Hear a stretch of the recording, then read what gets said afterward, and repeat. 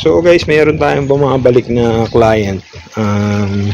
Yung next project nila after ng lowering springs, second hand kasi nila nakuha yung BIOS, is carbon fiber. So ba't siya magka-carbon fiber? Unang advantage, bukod sa pogi, kagaya ng use natin doon, light siya. Then pangalawa, yung heat dissipation, bukod sa magaan, yung kagaya nito, kagaling sila sa medyo malayo, mainit pa yung hood.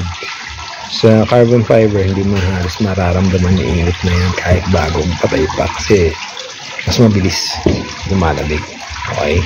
At yun nga, pogi, carbon load. Nakabit din tayo ng bagong rig KYB shock sa likod, kasi nung last time nagpakabit sila ng lowering spring, medyo palitin na yung shocks nila sa likod.